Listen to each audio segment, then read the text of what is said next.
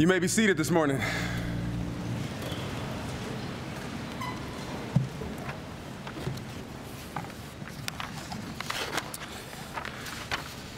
Quickly, I want to say thank you to the chaplain's office for allowing me to speak this morning, to the William Osborne Society, or Willie O.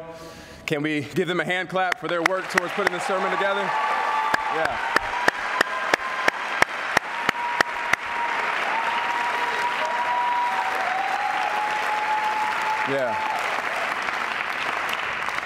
Want to say thank you to Miss Billy, Dr. Cho, Miss Tanya, Miss Hee-jung, and every staff and faculty on this campus who contributes to Kingdom diversity even when it is not in their official job description. Thank you.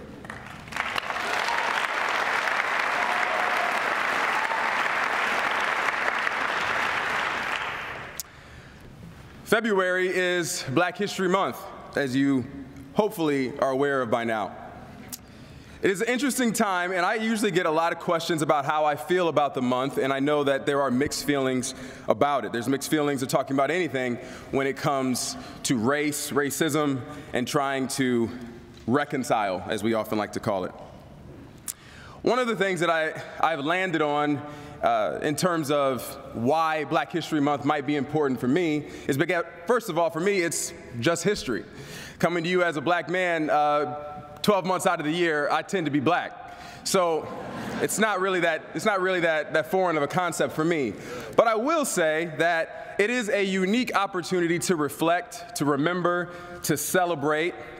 And there are many months for many different groups of people to do so. For February, it's an interesting one for a few reasons, and overall I liken it to a bit of a GPS system. It's difficult. I've had trouble running across a good GPS system that can tell you where you want to go if it doesn't tell you where you are. Further, if it doesn't maybe tell you where you've been. And so the attempt to understand and to celebrate and recognize and remember Black History Month is just that. It is an opportunity to reflect, to go back, to be able to keep track of how we got here, so that we can course correct and also so that we can appreciate those who were there. Somebody say there. There. We can do better than that. Somebody say there. There. Who were there before we were. Black History Month itself, if you're not aware, just to give you a little Black history tip, probably wouldn't be a thing, at least as we know it, without Negro History Week. Started in the 1920s by Carter G. Woodson, who's known as the father of Black history, and who helped me realize something as I've thought about him in recent weeks. We often operate from a deficit when it comes to race and racism. We're talking about what went wrong, and if it wasn't for that deficit, we probably wouldn't have or wouldn't need that Black History Month. Negro History Week came about because looking at the historical landscape at the time, and still today I might add, there was this chasm, this something missing about a part of a nation's history that it didn't want to discuss. So we really wouldn't know anything about the African diaspora as we do today if it wasn't for the work of so many, including Carter G. Woodson. So I implore you to let that propel you this week. Rather than think about the ways that this is going to be hard, think about the ways in which you get to be here, I get to be here talking to you, and how that might be quite different if it wasn't for the work that the Lord used a few people to do. Yes, sir. Speaking of location, this past year I went to Ghana. It was my first time in Africa. I went with some faculty and staff. I think I saw Dr. Alex Haskins here. I don't know if Kadisha's here. Yeah, I don't know if that was for Ghana or for Dr. Haskins, but either way, woo, yeah, appreciate you. It was a beautiful experience. I had imagined for years, having grown up informed about my own history as an African American, as a black man from my parents, who I also want to acknowledge. They are in the audience today, Mama and Pastor Cartwright. Yeah. I'm a grown man, but they still make time to come to my game, so thank you so much. But in Ghana, it was my first time in Africa, and not knowing where I come from on the continent, I was super emotional. And so I got off that plane with that hot weather, with my navy blue passport in my hand, excited, and heard over and over again, welcome home. Yes, sir. Welcome home. This is a beautiful sentiment that's given to many African Americans who come to Africa at some point during their lives for the first time. But it was beautiful to me for so many reasons. But after all of these emotions and wrestling with all of these great things I was feeling, I often felt disappointed. Yeah. Not disappointed in what I was seeing, what I was encountering. I found out, Wheaton College, disappointed in myself. You see, I learned even more about my own history and the history of peoples coming from there, and how hundreds of years ago, torn away from their lands, thinking maybe they'd get a chance to return. Thinking maybe they'd be able to look at some type of indentured servitude and they'd return to the shores that they had been taken from. And in almost every case, the people that they left behind would never see them again. So I come 400 plus years later looking to be a bit of a stand-in. And I wasn't enough. I was there, but I wasn't sufficient. There was nothing I could do. The people who I would have loved to say, I'm sorry that we were delayed. I wish we could have made it back. We put in work, and I have some stories of pain and overcoming to tell you, but we never got to tell them. My God. That made me sad. And so I think about how beautiful it is for Christians to have the opportunity to show up there, but how we need more than just us to be there. In my fleeting time, I'd love to bring your attention to this text that Cooper just read. And I want to bring your attention to one major part specifically that if you're not careful, you might just miss. Now, there's plenty of words, plenty of great concepts in this passage that we will get to, but I would contend that you need this word to go. It's the word that I just asked you to say. Can you repeat after me? There. There. There. There, nestled in that first verse, is the word there. The man with the withered hand was there. Yeah. And it is the word that I submit, it is with this word that I submit to you a thought this morning.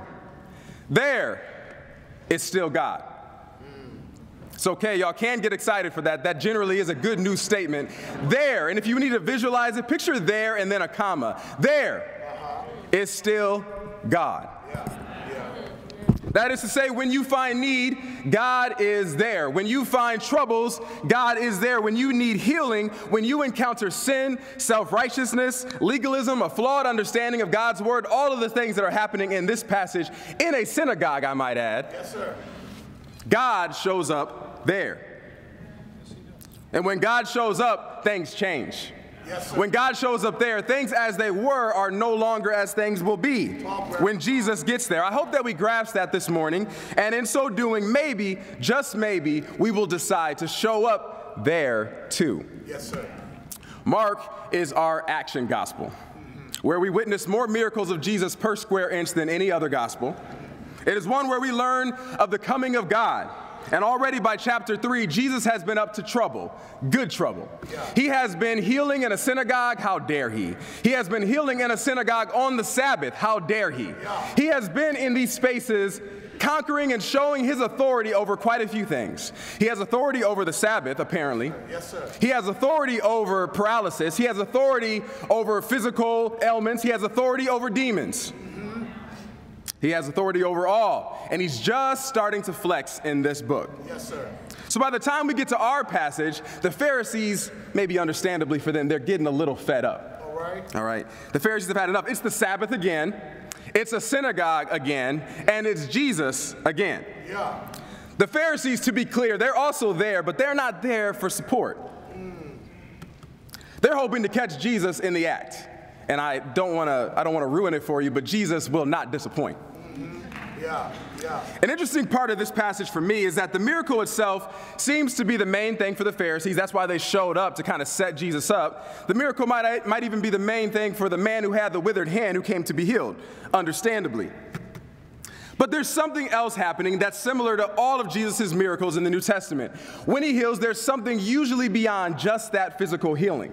There's a deeper message that he wants you to get. And so before healing the man, he asks him to stand up in front of everyone in the synagogue. Yes, sir. And in public, he wants everyone to see him. Because in this process, he is correcting something. He is fixing something there. He's fixing a failed understanding of the Sabbath. He's fixing a failed understanding of authority and how he has it. Authority that only God should have. Yes, sir.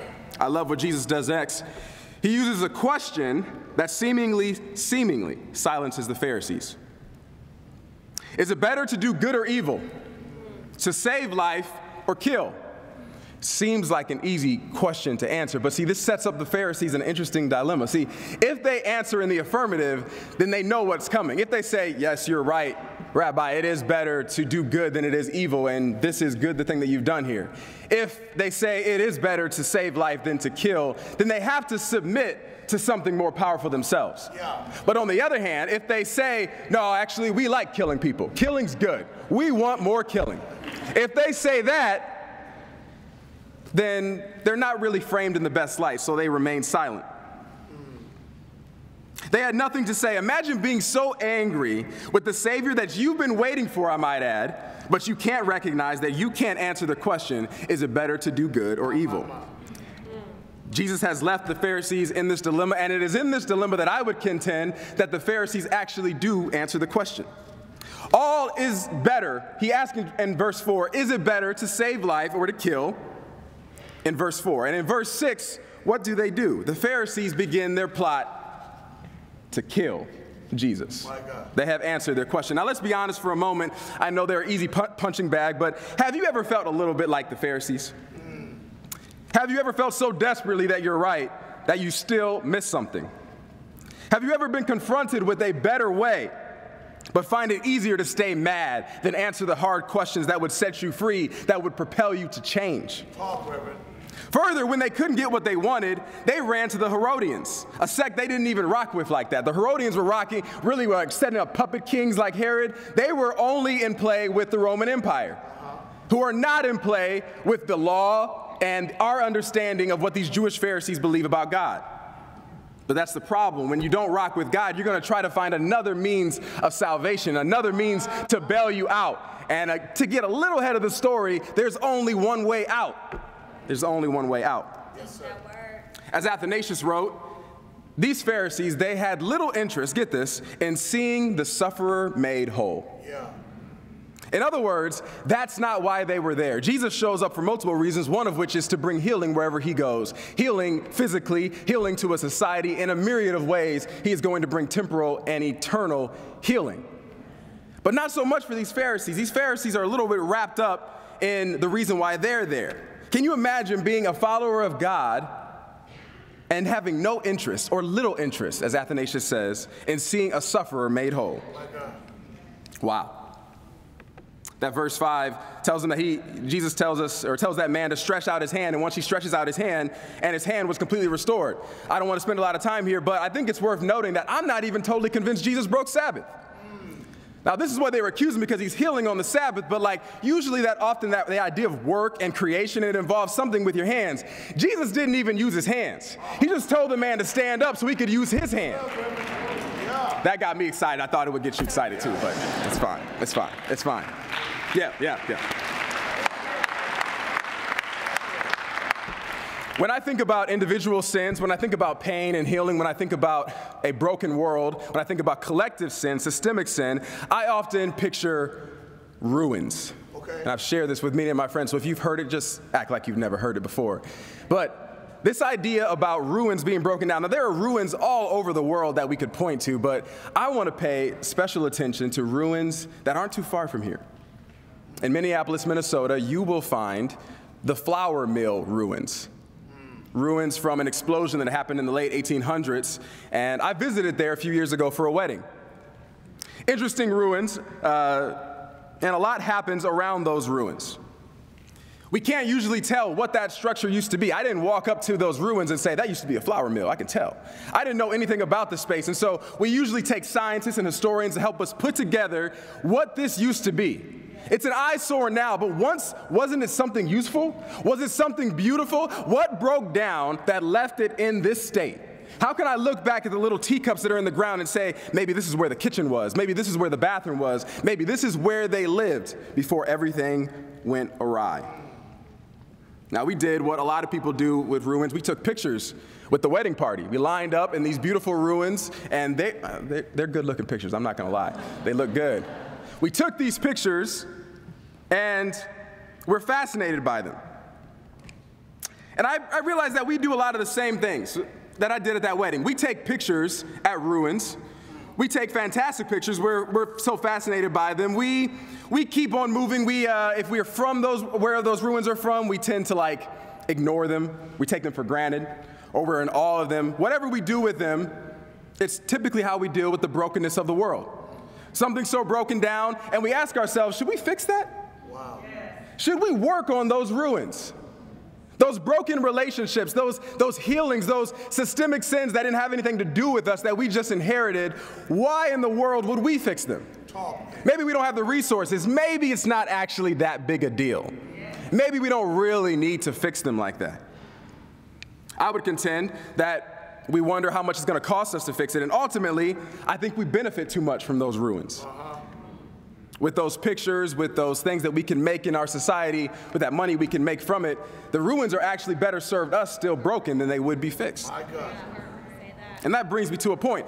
If you benefit from a broken system, your incentive to fix it is small. My God. If you benefit from a broken system, your incentive to fix said problem is small. But what of Jesus? What of Jesus when he shows up? Does he keep things the same? Do those ruins still remain the same way that they used to be, or does something begin to happen? It makes me wonder. I know the answer to that question. When Jesus shows up there, just like he showed up there in this passage, that means that healing's about to happen. Yes. That means that something special is about to happen. That means that something beautiful, something exciting, something mind-blowing is about to happen. Yes, sir. Yes, sir. But what about the church? Teach us. Now, I know that the church has done a great many things throughout the world, so don't hear me saying the church has never been used by God before. That'd be nonsense. But it often does hit me when I juxtapose the two, the work of Christ and the work of the bride of Christ, the body of Christ. It strikes me that when we go places, why don't things always get fixed? My God. What a question. How come when we go, relationships aren't much less broken than they were if we weren't Christians? How come when we show up to parties, parties don't get sanctified? How come when we show up to conversations, the gossip continues? How come when we show up to a continent, things get worse instead of getting better? My God. Why so often do we fail to heal the land? One thing I have to note before I close with the Pharisees, I have to note about them, they had different ideas about what it meant to be there.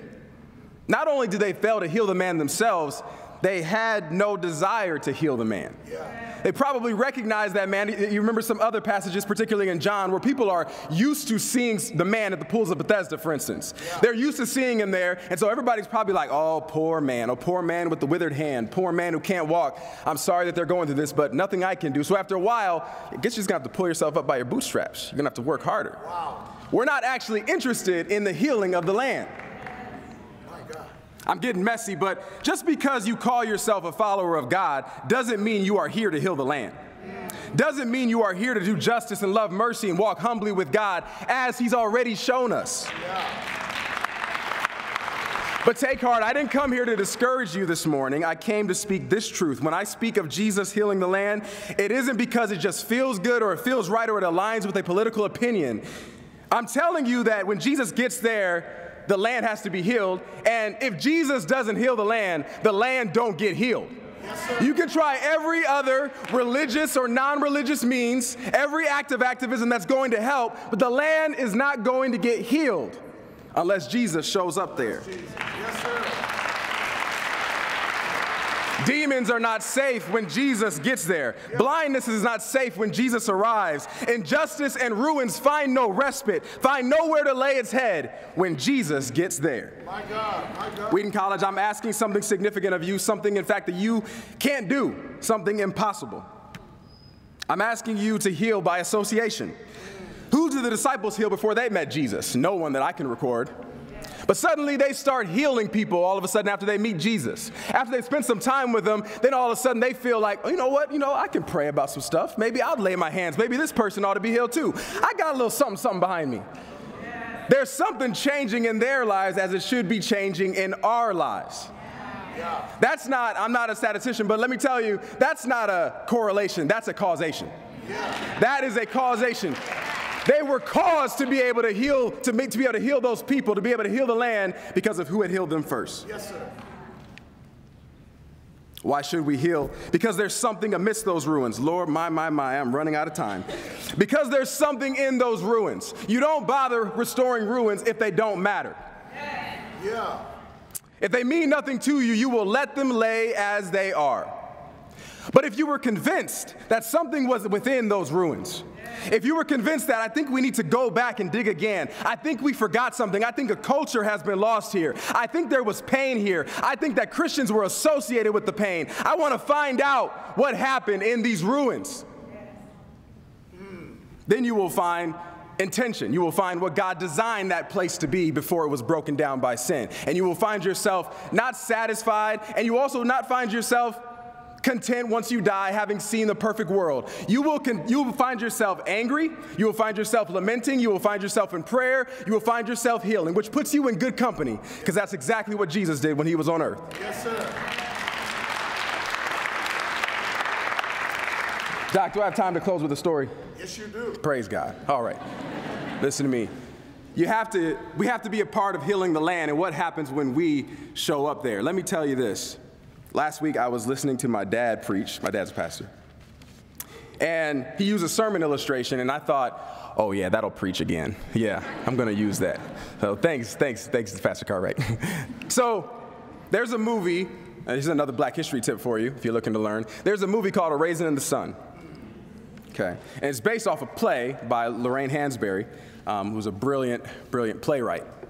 And The Raisin in the Sun, the name comes from a Langston Hughes poet. So there's a couple pieces of Black history for you. Feel free to check out before you go to class. So, in A Raisin in the Sun, there is an interesting scene where Beneatha, a college student, she is the youngest in the family, and she's doing her makeup, and she's bragging to her mom about all of these things that she wants to do, all these things that she can do, how gifted she is, how excited she is, and her mother sitting calmly at the table just says, well, God willing. She snaps back and she says, God hasn't got a thing to do with it. And then she goes on this tirade about, I'm just sick and tired of God getting all the credit for the things that man accomplishes by his own stubborn effort. And then she closes by saying, now there simply is no God. There's only man, and it's he who makes miracles. And then she turns back and turns her back on her mother and finishes her makeup. Her mother slowly rises and walks calmly over to her. And perhaps sensing her own mortality, perhaps sensing that things have gone awry, that she done goofed, she turns around and faces her mother. And her mother slaps her across the face. My God. My God, indeed. Slapped her across the face. And then she says, in my mother's house, you repeat after me, in my mother's house, there is still God. Oh, that's her telling her to repeat it, but you can repeat it too. No, this is good. This is good. This is good. Y'all are starting to get that Black preaching dialogical back. Yeah. So she tells her, she says, in my mother's house, there is still God. She says it twice. Repeat after me. And after silence, her daughter, with tears welling up in her eyes, she says, in my mother's house, there is still God.